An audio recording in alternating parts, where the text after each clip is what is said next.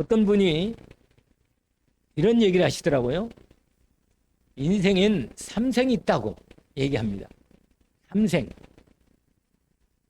어떻게 삼생인가 싶었더니 첫 번째 인생은 어머니 뱃속에 있을 때 그게 일생이래요. 그래서 한평생을 거기에 있을 동안 한 10달 정도 되는데 그게 일생이래요. 왜냐면 생명이 시작됐으니까. 그러나 그 안에 자궁 안에서만 있으니까 뭐예요? 그 안에 세계.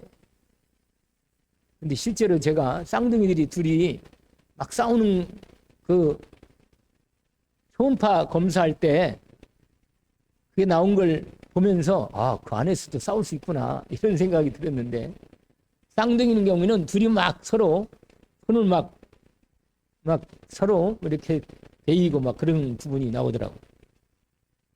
어쨌거나 일생이 뭐예요? 엄마 뱃속에서 평생 한 생이 있는 거예요. 두 번째 인생은 태어나면서 새로운 세계가 딱 열립니다. 태어나면. 그게 지금 저와 여러분이 두 번째 인생을 사는 거예요. 그 이생이라 그래, 이생.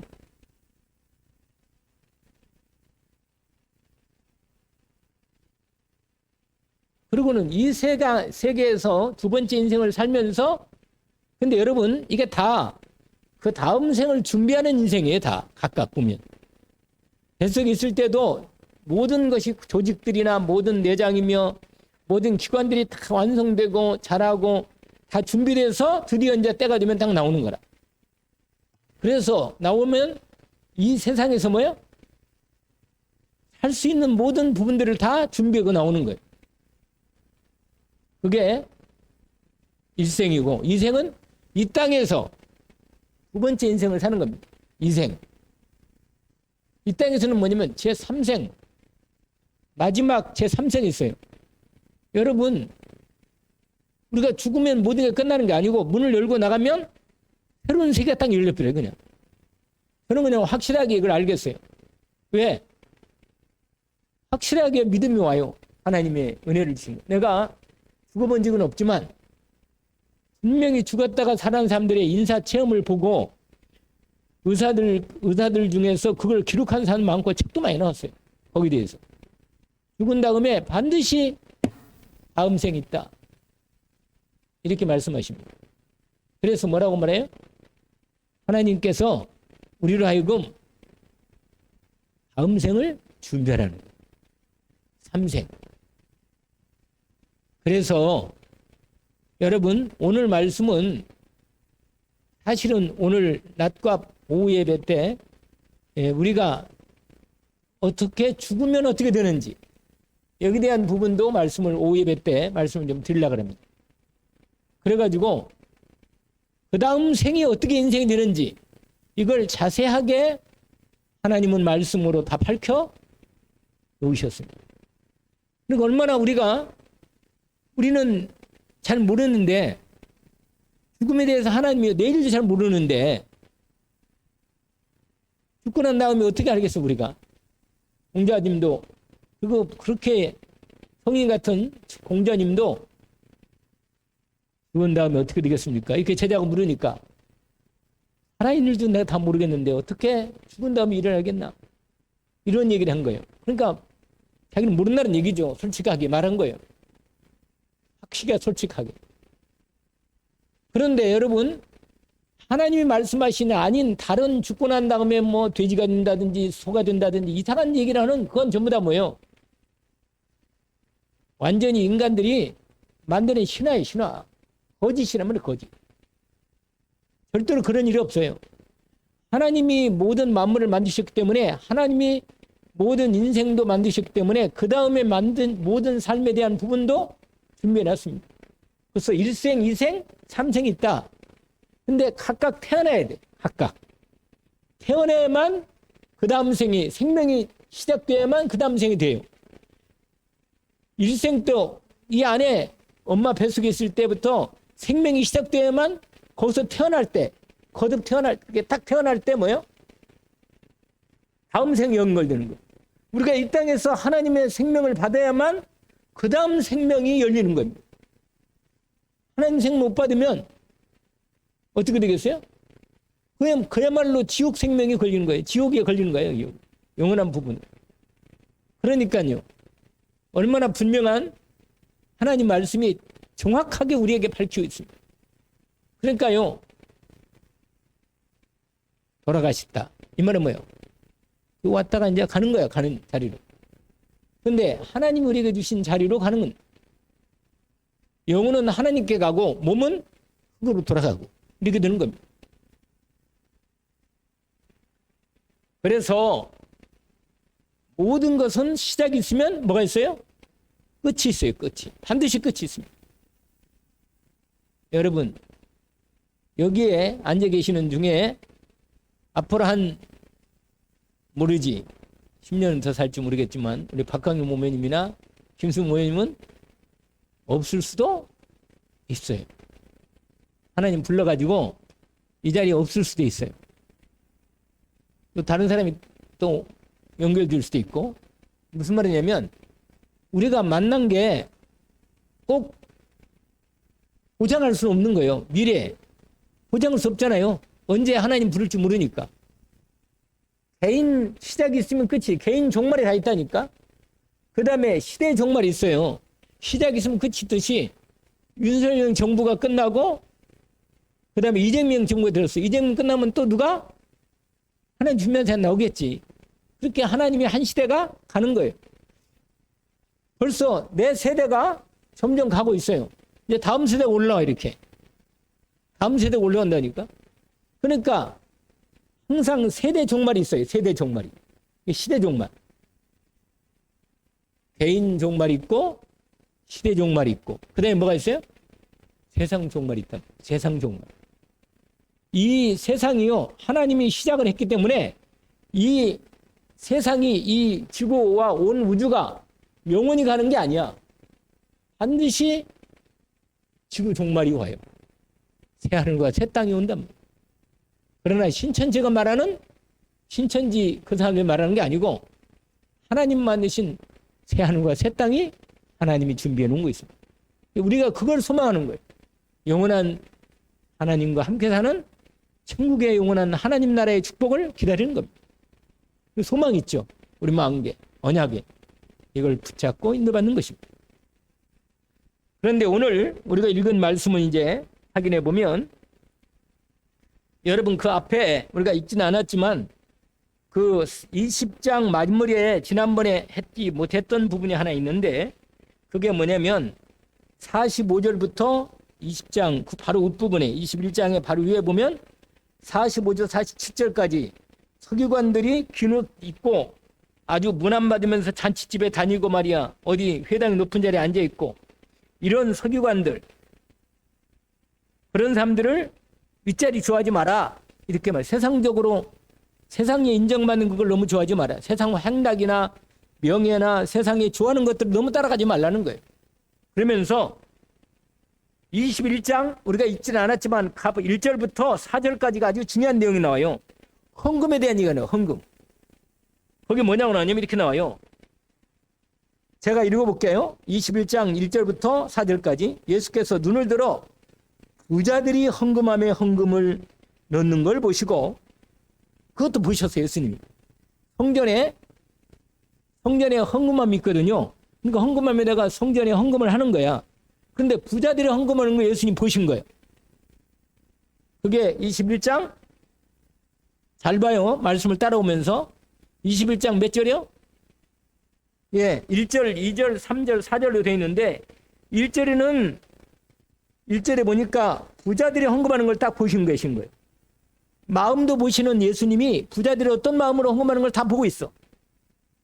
두 번째 2절이에요. 또 어떤 가난한 과부가 랩돈 넣는 것을 보시고 이 랩돈이란 말은 뭐냐면 오늘 말하면 한 1,000원짜리나 돼. 1,000원짜리.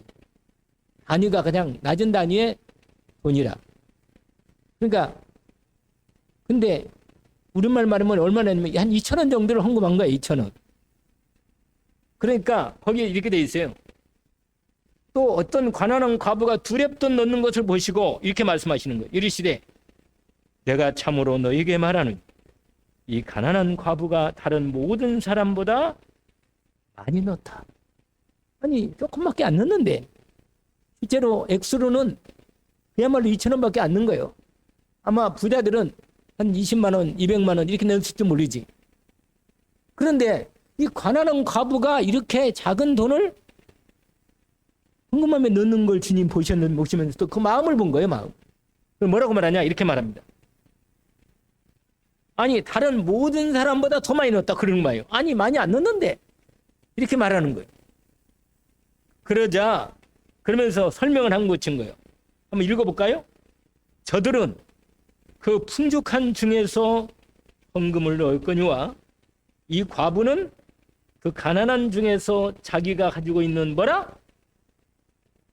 그게 생활비인데 그거 가지고 겨우 그냥 국서해가지고 하나 끓여 먹을 정도밖에 안 되는데 그걸 사는 거예요. 그냥 식사 생각 안 하고 그 다음 끼니 생각 안 하고 다 넣은 거란 말이에요. 그러니까 주님이 그걸 딱 본 거예요. 그 마음을, 그 상황을 보시면서 그 어떤 사람이 헌금한 것보다 이 사람이 이 과부가 헌금한 걸 가장 많이 넣었다고 말하는 겁니다. 여러분, 하나님은 두 가지 속성을 가지고 계십니다. 뭔지 아세요? 속성이 많아요. 여러분, 하나님은 하나님만이 가지고 계신 속성이 있어. 어떤 속성인지 알아요? 하나님은 영원하신 분이에요. 우리는 영원해요? 아니잖아. 근데 하나님은 영원한 분이에요. 또 하나님은 우리는 무한하지 않아. 한이 있어. 내 힘도 한이 있고 내 돈도 한이 있고 내 능력도 한이 있어. 그러나 하나님은 뭐예요? 한이 없어. 이걸 뭐라고 말해요? 무한하다. 하나님은 무한하신 하나님이다. 여러분, 무한한 수에다가 100을 더한다고 무한수가 커져요? 그냥 그대로야. 무한이야. 그냥 무한은.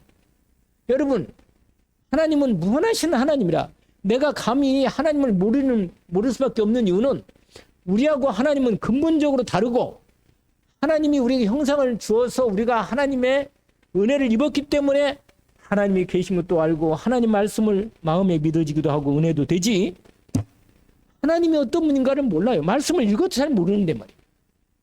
아니, 이렇게 예배드리는 시간에도 말씀을 잘 못 듣고 졸기도 하고 헤매기도 하는 사람도 많은데 우리는 하나님 앞에 나와서 예배하며 기도하고 말씀을 듣는단 말이에요. 여러분, 하나님은 질투도 있어. 우리가 볼 때는 하나님 질투 없는 것 같죠? 온팡 많아요.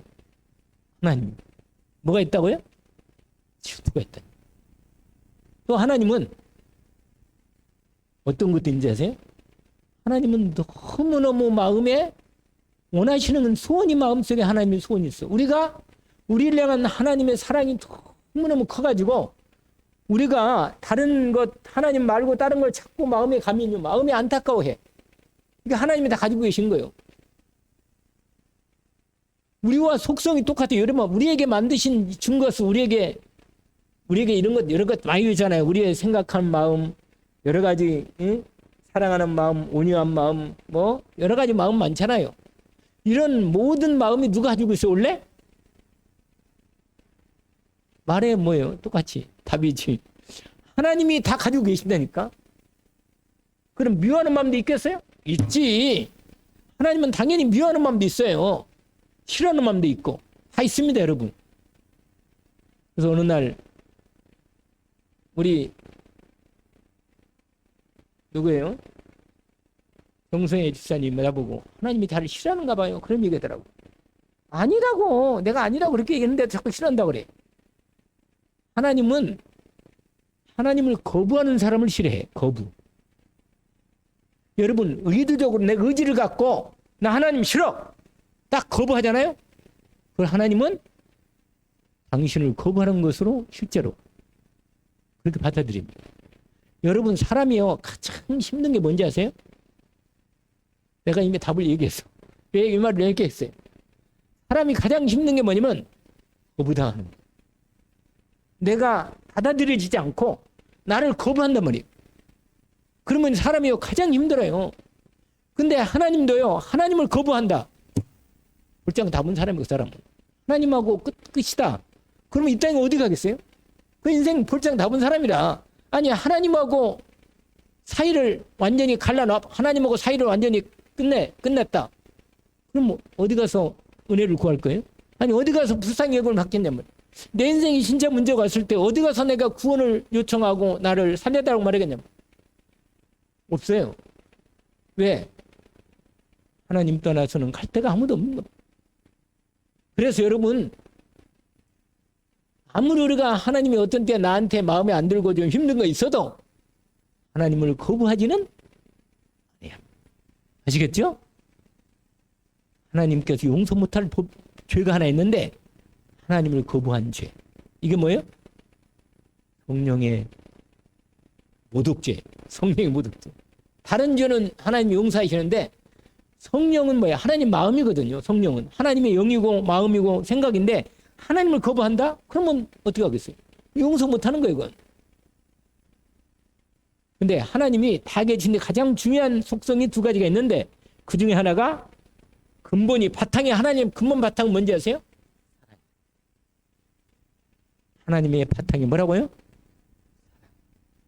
그러니까 우리가 아무리 내가 잘못을 하고 죄를 많이 지었다 하더라도 하나님의 은혜를 구하고 내가 하나님을 거부하지 않고 하나님 앞에 믿음으로 용서를 구하고 나가면 어떤 죄인도 하나님 받아 하나님 그렇게 사랑이 확실한 분이에요. 아시겠죠? 오늘은 말씀을 잘 듣네. 할렐루야. 그 말씀을 잘 듣네. 오늘 안 좋네.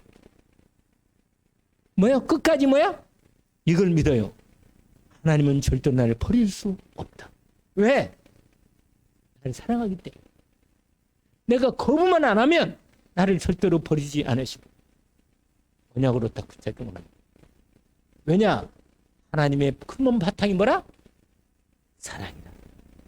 요한일서 집에 가서 4장을 딱 읽어보시면 돼. 하나님은 사랑이시다. 이렇게 나와요. 하나님은 근본 사랑이야. 근데 사랑만 있으면 곤란해. 그러면 법이 안 서, 법이. 그래서 하나님이 두 번째 속성을 갖고 계시는데 뭐냐? 그게 공의야. 뭐라? 공의. 공의란 말은 뭐냐면 사적인 의만이 아니야. 사적 우리 두만 조차. 그런 건 아니야, 하나님. 하나님은 공적으로 하나님의 의를 딱 세웠어요. 이게 뭐예요? 법이에요, 법. 하나님의 법을 어기면 그건 하나님께서 어긴 만큼은 죄값을 치르게 하십니다. 아시겠죠? 그래서 하나님 법을 어기면 안 돼요. 이건 중요한 겁니다. 왜냐면 여러분 하나님 법 중에 내가 10층에서 하나님 나를 사랑하죠? 그러고는 내가 10층에서 베란다에서 보세요 하나님 나 떨어진 거 날 잡아주세요. 그러고는 떨어지면 안 돼요. 하나님 그런 거 별로 좋아하지 않아요. 괜히 10층 올라가지고 하나님 나 사랑하죠. 나 날개를 주세요. 그러고는 뛰어내리면 죽어요. 하나님이 그런 사람을 받치지 않아. 하나님 시험하면 싫어해요. 하나님. 내가 실수해가지고 넘어진다. 아니면 떨어졌다. 그러면 하나님이 나를 살려주시고 제가 말해서 서우경 박사 같은 사람은 13층에 떨어졌는데 하나님이 하나도 안 다치게 만든 거예요. 13층 떨어지는. 그럴 경우가 있어요. 그건 하나님이 특별한 역사를 하셔서 그걸 살리긴 하시지만 하나님 나 떨어볼 테니까 나를 사랑하죠. 떨어지면 나를 받쳐주세요. 그런 건 별로 하나님 좋아하지 않아요. 하나님 시험하면 안 좋아. 그러나 여러분 아시다시피 그건 하나님이 왜 10층에 떨어지면 안 되느냐. 하나님 부마한 법이 뭐라? 물리법이 있어. 법이 만든 게 법이 있어. 그게 무슨 법이나? 물리법이라. 물리법. 물리법이 뭐예요? 모든 만물에는 법이 있어요. 이게 만유인력 있잖아요. 이게 떨어졌잖아. 이게 뭐야? 하나님 만드신 법이라 법. 그러니까 나도 높은 데 떨어지면 뭐예요? 망가져요. 죽을 수도 있고. 그러니까 하나님 만든 법을 어기면 안 되는데 죄도 마찬가지입니다. 하나님이 우리에게 이건 죄다 이렇게 말한 것은 범하면 하나님께서 뭐예요? 죄에 대한 값을 아시겠죠? 치러요. 다만 용서를 구하면 용서하십니다. 아시겠죠? 하나님 이 법이 그러니까 이 법을 하나님이 두 가지가 있다 그랬잖아요. 속성이 큰 두 가지 다른 것 다 있는데 사랑과 공의, 하나님의 법과 하나님의 사랑이 같이 이루어진다. 이 세 가지의 이 놀라운 하나님의 속성이 하나님이 가지고 있는 속성이 이 놀라운 하나님 말씀에 다 들어 있다. 아시겠죠? 여러분, 그런데 하나님께서 오늘 본문에 서기관들을 책망하고 그다음에 뭐예요? 과부의 헌금을 칭찬하신 이유는 뭐냐?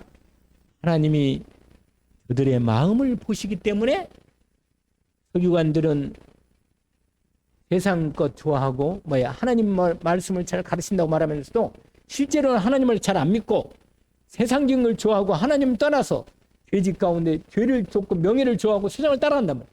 이런 건 하나님이 다 보고 계시고 알고 계시니까 그대로 하나님이 심판하는 겁니다. 자, 그러면 오늘 우리가 누가복음 21장 오늘 본격적으로 말씀을 거기 보세요. 예수님께서 중요한 얘기를 하십니다. 왜냐하면 어떤 얘기냐면 이런 일이 있었어요. 5절에 보니까 여기 어떤 사람이 나와 있지만 마태복음에는 제자들이 예수님 곁에서 같이 물었다는 말씀도 나와 있습니다. 뭐냐? 헤롯 성전 있잖아요. 예루살렘의 헤롯 성전이 엄청나게 크고 하나님 성전이 웅장하고 대단히 화려합니다. 금으로 만들 거니까. 금으로 다 했단 말이에요. 겉을. 그러니까 얼마나 빛이 때문에 얼마나 빛나겠어요. 화려하고 웅장하고 46년 동안에 건물을 지었다니까 돌로 거의 다 지었어요. 그리고 막 모든 걸 다 안에도 막 완전히 기장을 다 하고 다 해놨다니까. 그런데 그 성전에서 원래 솔로몬이 성전 지어놓고 그게 무너졌다가 스룹바벨이 성전 지었다가 다시 거의 무너져가지고 헤롯이 다시 성전을 만들어서 완전히 46년 동안 엄청난 성전을 만들어놨는데 예수님 당시에 헤롯 성전이 있단 말이에요. 근데 성전은 지어놨는데 그 안에서 제사 드리고 하나님께 예배하는 이 예배는 복음이 없는 거예요. 하나님 말씀에 생명이 없어. 여러분, 아무리 교회당 건물을 웅장히 지어놔도 하나님의 말씀이 선포 안 되면 그건 성전이 아니야. 하나님이요, 마음속에 주님이 한탄했어요. 예루살렘 저 성전이 무너질 거다. 무너질 거라고. 미리 예언한 거예요. 그래서 예수 믿는 사람 보고 이렇게 말했어요. 반드시 예루살렘 성전뿐만 아니라 예루살렘 다윗이 만드신 큰 예루살렘 예루살렘 큰 성이 있잖아요. 큰 임금의 성이거든. 근데 예루살렘 완전한 성을 드디어 때가 되면 하나님이 심판이 올 거다. 심판이 온다는 거예요. 여러분, 심판이 올 때 미리 말해주는 거예요. 제자들과 예수 믿는 사람들에게. 분명히 마지막 때가 올 거다. 이 예루살렘 이스라엘과 예루살렘 성이 무너지고 성전도 다 무너지는 그날이 올 거다. 그날이 마지막 때가 올 거다. 그게 이스라엘과 예루살렘 성과 성전의 종말이 오는 때를 미리 예수님이 얘기하는 거예요. 여러분, 왜 하나님이 그렇게 아끼고 사랑하고 그 성전에서 예배를 받으시고 제사를 받으시고 그렇게 축복하셨던 성전이 왜 무너지냔 말이에요. 왜 무너지냔 말이에요. 왜? 하나님이 있을 수가 없었던 거예요. 하나님이 그 제사를 더 이상 받을 수가 없었던 거예요. 그리고 이 성전을 헛버리고 예수님 말했어요. 이 성전을 헐라. 내가 3일 만에 일으키리라. 이렇게 말씀하십니다. 왜 그런지 아세요? 예수 그리스도께서 드디어 이 땅에 모든 사람이 하나님께 만날 수 있는 성전을 만드시기 때문에. 누가? 예수 그리스도께서. 그래서 이제 더 이상 눈에 보이는 예루살렘 성전은 필요 없다. 이렇게 말한 거예요. 그리고는 예수님이요, 제자들이 예수님 곁에 이렇게 말합니다. 저 산 위에서 있잖아요. 내려다보면서 성전을 보면서 말한 거라. 뭐라고 말하냐면, 선생님, 저 화려한 저 아름다운 돌과 아름다운 보석으로 헌물로 꾸민 이 하나님 꾸민 저 성전을 좀 보세요. 마태복음에는 제자들이 막 성전을 뭐 자랑하는 거예요. 저 성전이 얼마나 웅장하고 화려하고 아름답습니까? 이렇게 말하는 거예요. 그런데 예수님이 그 말을 보면서 옆에서 이런 말합니다. 6절에 뭐라고 되었느냐? 이렇게 말합니다. 누가복음 21장 6절 너희 보는 이것들이 날이 이르면 때가 되면 뭐라고 말합니까? 돌 하나도 돌 위에 남지 않고 다 무너뜨리라. 이렇게 말합니다. 여러분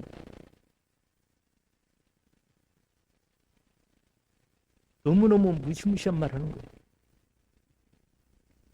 예수님이 제자들에게 말합니다. 너희들은 빨리 예루살렘 성 안에 살지 말고 나가라. 왜 나가야 돼요? 로마 군대가 와가지고 이 성을 에워싸고 나중에는 완전히 정복하고 성을 함락시키고 무너뜨릴 거다. 그리고 애기까지 죽일 거다. 너희들은 빨리 피하라. 거기 보세요. 20장 보세요. 20절. 아까 읽었잖아요. 좀 보시면 되겠습니다. 뭐라고 되어 있어요? 너희가 예루살렘이 군대들에게 쌓이는 것을 뭐라? 말하잖아요. 거기 AD 70년 만에 예수님이 돌아가신 다음에 딱 40년 조금 못했을 때 AD 70년에 로마의 군대가 예루살렘을 성을 에워싸고 함락시키려 공격합니다. 그 얘기. 그래서 이렇게 말합니다. 쌓이는 걸 보면 이 성이 멸망에 가깝구나. 이렇게 알라는 거예요. 그 몇 절에 지금 읽었던 20절입니다. 그 다음에 21절 보세요. 그때 유대에 있는 자들은 뭐라? 하늘로 빨리 도망가라는 거예요. 죽지 말고. 예수 믿는 사람은 죽지 말고 빨리 도망가라는 겁니다. 여기 말하잖아요. 성내에 있는 예루살렘 성 안에 있는 사람들 빨리 성 밖으로 나가라. 촌에 있는 자들은 더 이상 성 안으로 들어가지 마라. 빨리 도망가라는 거예요. 살라고. 여러분 하나님 예수님 말씀을 미리 당신의 백성들 자녀들은 빨리 애들 데리고 도망가라는 거예요. 아시겠죠? 그러면서 하는 말이 이렇게 말합니다. 이 날들은 이미 구약에 예언되어 있어요. 구약에 기록된 모든 것을 이루는 뭐라? 징벌의 날이다. 망할 날이란 말이에요. 하나님의 심판이 오는 날이란. 그래서 이런 말이에요. 23절. 그날에는 아이 뵌 자들과 젖먹이는 자들에게는 뭐가 있다고요? 여러분 미래를 준비하지 않고 여러분 만약에 심판날이 가까우면 어떻게 되겠어요? 심판날이 가까우면 임신하면 되겠어요? 안 되지. 애기 낳고 애기 키우려고 그러면요 임신하면 안 되는 거예요. 마지막 때는 임신하면 안 돼요. 임신하지 말고 미래를 지금 심판날이 가까우니까 임신하지 말고 빨리 준비하라는 거예요. 거기 말하잖아요. 아이 뵌 자들과 젖먹이는 자들은 화가 있을 거다. 왜냐? 그 애들을 안고 도망가려면 힘드니까 준비하라는 거예요. 그리고 이렇게 말합니다. 이는 땅에 큰 환난과 이 백성에게 진노가 있다. 그러면서 말합니다. 24절 계속 보세요. 그들이 칼날에 죽임을 당합니다. 모든 이방인에 사로잡혀 가겠고 예루살렘은 이방인의 때가 차기까지 이방인에게 뭐라? 얼마나 된지 아세요? 1900년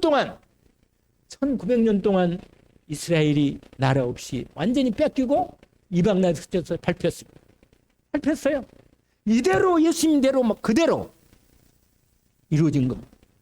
여러분 하나님 말씀을 절대로 소홀히 여기면 안 됩니다. 말씀하신 대로 반드시 이루어집니다. 그러면서 1월 성신, 해, 달, 별들이 징조가 있고 민족들이 엄청난 혼란 중에 빠지고 사람들이 세상 임할 일을 생각하고 무서우며 기절도 하고 하늘에 있는 권능도 흔들리겠다. 이렇게 말합니다. 근데 이게요 이중적인 예언이에요. 이중적인. 우리의 이 세상 마지막이 오면 마지막 때는 또 이렇게 재앙의 날이 닥칠 거다. 그러면서 말한 말입니다. 그때 주님이 재림하고 함께 말하는 겁니다. 27절입니다. 사람들이 인자가 구름 타고 능력과 큰 영광으로 오는 걸 볼 거다. 이런 일이 시작되기를 시작하거든 일어나라 머리를 들라 너희가 구원받을 날이 가까워 왔다. 이렇게 말합니다. 아시겠죠? 여러분 오늘 본문 말씀에 분명히 그 말씀을 그러면 우리는요 어떻게 준비를 해야 하느냐? 여러분 그게 몇 절이냐면 7절 다시 가보세요. 21장 7절 그들이 물어 이르되 선생님 그러면 어느 때 이런 일이 있겠사오며 이런 일이 일어날 때 무슨 징조가 있겠습니까? 8절입니다. 미혹이 분명히 올 거다. 뭐가 와요? 유혹이나 미혹이 온단 말이에요. 여러분 세상 사는 사람 보러 볼 때 마음이 조금 유혹이 되잖아요. 그리고 뭐 교회 뭐 이렇게 좀 뭐랄까 좀 따분하게 말이야. 교회 가서 예배드리고 말이야. 뭐 또 헌금도 해야 하는데 말이야. 또 뭐 그리고 뭐 시간도 좀 그렇고 말이야. 주일날은 놀러 가야지 말이야. 이러면 여러분 미래를 준비하지 못하는 무디야 어느 날 갑자기 아이벤자에게 갑자기 해산의 때가 다 오듯이 오늘 예수님이 이렇게 말하는 거예요. 뭐라고 이렇게 말합니다. 미혹당하지 말라. 많은 사람이 내 입으로 와가지고 내가 그리스도다. 나를 믿어라. 이렇게 오는 데가 온다 그 말이에요. 그때가 가까웠다. 그러나 그들을 따르지 말라. 여러분 구절을 보세요. 난리와 소열의 소문을 들을 때 두려워하지 말라. 이런 일이 있어야 돼. 아직 끝은 아니다. 그러면서 이제 환란의 징조가 나오는데 민족이 민족을 나라가 나라를 대적하리라. 전쟁의 소리 난단 말이에요. 곳곳에 큰 지진과 기근과 전염병이 있겠고 무서운 일과 하늘로부터 큰 징조가 있으리라. 이 모든 일 전에 뭐라? 내 이름으로 말미암아 너희에게 손을 대며 박해하며 여러분 어려움을 당할 거다. 여러분 조금 있으면 어려움이 옵니다. 여러분 예수 믿는 사람들이 분명히 고통당할 때가 올 겁니다. 와요. 중국에는 좀 심하지만 북한은 더 심하고 우리도 올 수가 있습니다. 분명히. 거기 말하잖아요. 12절에 이 모든 일 전에 내 이름으로 말미암아 너희에게 손을 대며 박해하며 회당과 옥에 넘겨지며 임금들과 집권자들 앞에 끌려가리니와 이 당시에 예수 믿는 사람들도 예수 믿는다고 그 당시에 집권자들 회당들 다 끌려가가지고 재판받고 죽임당하고 고통당했습니다. 로마 시대는 엄청난 박해를 당했어요. 그런데 보세요. 13절 이 일이 도리어 너희에게 뭐가 돼요? 증거가 되리라. 그러면 너희가 여러분 내가 어떻게 변명할 건가? 내가 어떻게 예수 안 믿는다고 말할까? 이런 거 염려하지 말라는 거예요. 거기 말하죠? 뭐라고? 미리 궁리하거나 허리를 굴리지 말고 하나님 말씀에 믿음으로 여러분에게 하나님 자녀면 반드시 답을 주고 말씀으로 성령으로 말하게 하신다. 그러면 죽으면 삽니다. 그러면 살라 그러면 죽는 겁니다. 아시겠죠? 이게 확실한 답이에요. 그러면서 이런 말합니다. 15절에 내가 너희의 모든 대적이 능히 대적하거나 변박할 수 없는 부변과 지혜도 너희에게 줄 거다. 그러면서 심지어 이런 일이 생겨요. 부모가 부부끼리 또 부모와 자식끼리 형제와 형제끼리 친척과 버지끼리 친척끼리 서로 고발하고 서로 넘겨준단 말이에요. 여러분 희한해요. 믿음이 다르면요 안 맞아요. 안 맞아. 내가 말씀드렸잖아요. 우리 어머니 그렇게 자식을 사랑하는데 우리 어머니 절에 다니고 나는 교회 다니고 그랬는데요. 우리 어머니가요 그렇게 나를 그렇게 아주 막 끔찍하게 사랑하는 그분이 말이요. 나보고 뭐냐? 내 예수 믿다니까 얼굴색이 달라요. 세상에 사람이 그렇게 바뀔 수가 있어요? 3년 싸웠다니까 3년을 싸웠어요. 본격적으로. 싸웠는데 누가 이기겠어요? 말할 것도 없지. 예수 그리스도가 이긴다. 싸우면 이겨요. 근데 사람으로 싸우지 마요. 억지로 싸우지 말고. 근데 분명히 뭐냐? 집안 식구가 서로 갈등이 있을 수밖에 없어요. 안 믿으면요. 서로 싸울 수밖에 없어요. 그런데 여러분 속지 마요. 사람으로 인간적으로 싸우지 말고 믿음을 가지고 기도하면서 그 사람의 영혼을 놓고 하나님의 은혜를 구하기를 원합니다. 하나님이 때가 되면 돌아오게 하십니다. 하나님이 이길 사람이 아무도 없다. 할렐루야. 하나님 이길 사람 없어요. 그러니까 당당하고 믿음으로 확실하게 기도하며 예수 그리스도 이름으로 기도하여 승리하기를. 김수임 목매님도 기도로 승리하기를 원합니다. 아멘입니다. 네, 아멘입니다. 그래서 싸우면 승리해요. 반드시. 하나님 앞에 인도받으시면 되겠습니다. 자, 그리고는 드디어 마지막. 거기에 오늘 21장 중요한 비유 하나 나와요. 무화과나무 비유. 여러분, 무화과나무가 이스라엘을 가리키는, 성경의 무화과는 이스라엘을 가리킵니다. 이스라엘. 근데 이스라엘이 드디어 이제 주님 마지막 때가 될 때 어떤 일이 생기느냐? 이스라엘이 회복된다는 거. 잎사귀가 뭐야? 막 자라는 거예요. 지금 무화과나무가 잘 자라거든요. 지금 우리 앞 거기에도. 이게 여름이 가깝다는 말이에요. 여름이 지금 한참 되거든요. 이 말은 뭐예요? 이스라엘 나라가 1900년 동안 나라 없이 멸망했다가 1948년에 나라가 새로 뭐라? 세워졌어. 드디어 마지막 때가 가까운 거예요. 이스라엘이 회복되면 이제는 마지막으로 들어가는 시간표가 온 거예요. 아시겠죠? 드디어 이스라엘 민족들도 예수 믿는 사람이 많아진 거예요. 드디어 이방인의 수가 점점 다 구원받는 사람의 숫자가 차지고 있습니다. 여러분도 예수 믿고 구원받은 이방인의 찬 숫자가 온전히 이루어지겠습니다. 거기 아까 얘기했잖아요.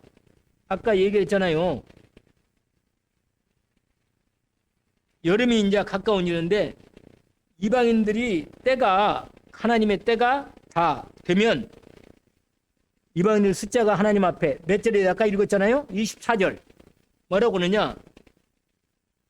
24절 보세요. 다시 한번. 그들이 칼날의 죽음을 당하며 이 모든 이방의 사제프가 갖고 예루살렘은 이방인의 때가 차기까지 이방인에게 뭐라? 언제까지? 1900년, 1948년까지. 그리고는 드디어 뭐요? 이스라엘이 회복되면서 여름이 뭐라? 가깝다. 마지막이 드디어 마지막의 마지막 때가 온 겁니다. 그래서 예수님 말씀하시는 거예요. 이와 같이 이런 일이 일어나는 것을 보거든 하나님 나라가 뭐라? 가까운 줄을 알라. 32절, 33절 내가 진실로 너에게 이르노니 이 세대가 지나가기 전에 이 모든 일이 다 이루어지리라. 예수님 당시의 세대는 예루살렘 성이 마지막 무너지고 다 이런 일이 다 이루어졌습니다. 사실은. 그러면서 뭐라고 말하냐?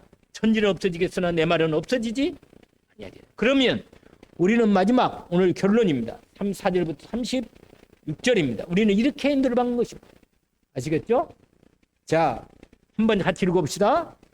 너희는 스스로 조심하라. 그렇지 않으면 방탕함과 술 취함과 생활의 염려로 마음이 둔해지고 뜻밖의 그날이 돛과 같이 너희에게 임하리라.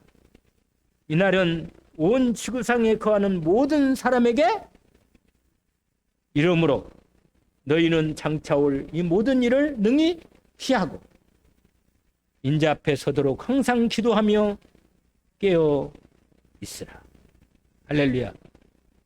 여러분, 하나님의 자녀는 주님이 오시는 것을 도둑같이 임하지 않는다.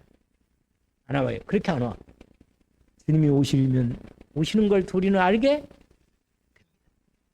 미리 준비한 사람하고 깨어 기도하는 사람은 알 수 있습니다. 아시겠죠? 여러분, 기도하고 인도받기를 주의 이름으로 축원합니다. 그래서 오늘 본문에 정말 마지막 때 말씀이 나와 있습니다. 디모데후서 3장의 말씀을 마지막 제가 읽어드리고 끝내겠습니다. 디모데후서 3장. 여러분 말씀을 잘하는 말씀인데 마음에 이 말씀을 담으시고 기도하면서 주님 인도를 잘 받기를 원합니다. 디모데후서 3장 1절에서 5절까지입니다. 제가 읽어드리겠습니다. 너는 이것을 알라. 말세에 고통하는 때가 이르러 사람들이 자기를 사랑하며 돈을 사랑하며 교만하며 비방하며 부모를 거역하며 감사하지 아니하며 거룩하지 아니하며 의정하며 온통함을 풀지 아니하며 오함하며 절제하지 못하며 사나우며 선한 것을 좋아하지 아니하며 배신하며 조급하며 자만하며 쾌락 사랑하기를 하나님 사랑보다 더하며. 같이 한번 읽읍시다. 경건의 모양은 있으나 경건의 능력은 부인하니 이 같은 자들에게서 내가 돌아서기를 주 이름으로 축원합니다. 하나님 아버지, 오늘 주신 말씀을 확인합니다. 마지막 때 환난과 학대 때가 가까우고 세상 종말도 머지않아 올 수밖에 없사오니 저희들 미리 영안이 열려 깨어 기도하게 하시고 하나님 나라를 우리가 먼저 여기서 준비하고 인도받게 하옵소서. 주님이 우리를 오늘 또 우리의 걸음걸음을 인도하시며 준비시켜 주시니 감사합니다. 늘 하나님 앞에 믿음으로 서서 깨어 기도하여 승리하게 하옵소서. 예수 그리스도 이름으로 기도하옵나이다.